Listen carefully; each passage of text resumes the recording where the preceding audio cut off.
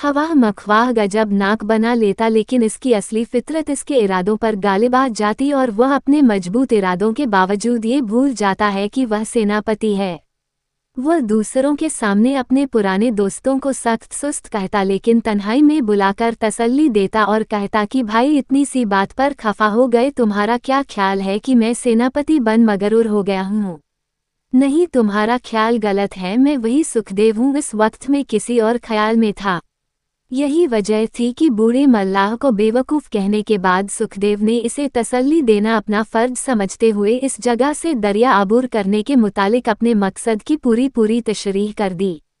लेकिन जब इसने खरगोश के पकड़े जाने के मुतालिक बेपरवाही जाहिर करने के बाद एक नया मशवरा देने की इजाज़त तलब की, सुखदेव ने इसके अल्फाज से ज़्यादा रामदास की मुस्कुराहट से अंदाज़ा लगाया कि सेनापति का वकार खतरे में है।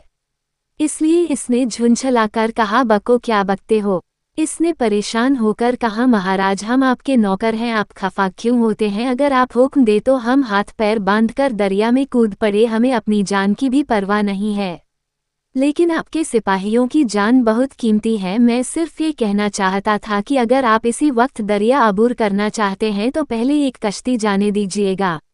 वो सही सलामत पहुंच गई तो बाकी भी पहुंच जाएंगी। सुखदेव ने महसूस किया कि इस दफ़ा बूढ़े मल्लाह पर इसका गुस्सा बेमहल था। इसने नदामत को छुपाने की कोशिश करते हुए कहा, बहुत अच्छा, एक कश्ती पर कितने आदमी सवार हो सकेंगे? महाराज पहले फेरे में सिर्फ 20 आदमी हो तो बेहतर होगा। सुखदेव ने रामदास की तरफ देखा और कहा, रामदास फौज से 20 सिपाही अलग करो।